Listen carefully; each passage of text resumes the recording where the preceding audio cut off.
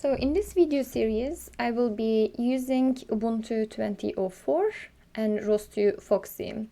If you want to follow what I'm doing, as I am doing, you can just install Ubuntu 20.04 and ROS Foxy on your own, or you can click the link below that I will attach to this video and install our virtual machine. At HVL Robotics, we created a easy-to-use Visual Studio, easy-to-use virtual machine.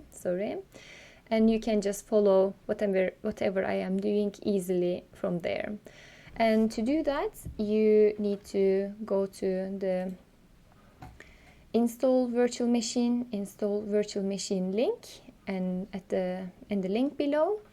And you need to first download this virtual appliance. This is our file that we create. It is like the package of all the virtual machine or all the Linux and ROS already installed zip file.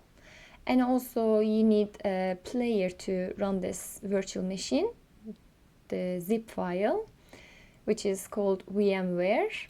You need that installed from here. If you have already a Windows or Linux PC, you can use the Workstation Pro. If you have a Mac PC, you should use Fusion 13.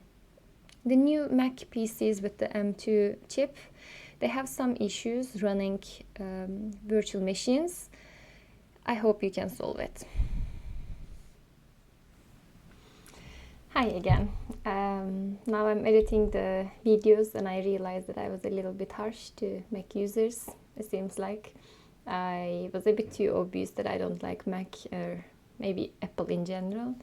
So I just wanted to clarify a little bit more. The problem with M1 and M2 chips in MacBooks and the problem with installing virtual machines is kind of a known issue.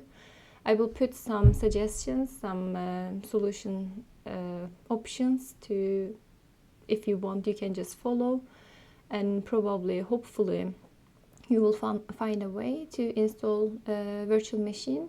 Otherwise, my suggestion might be that you can use your PC or your MacBook as dual boot, having Ubuntu installation beside your MacBook or Mac OS.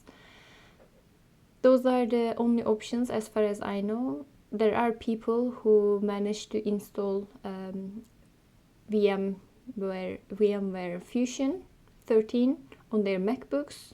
It works, but it's a bit challenging process.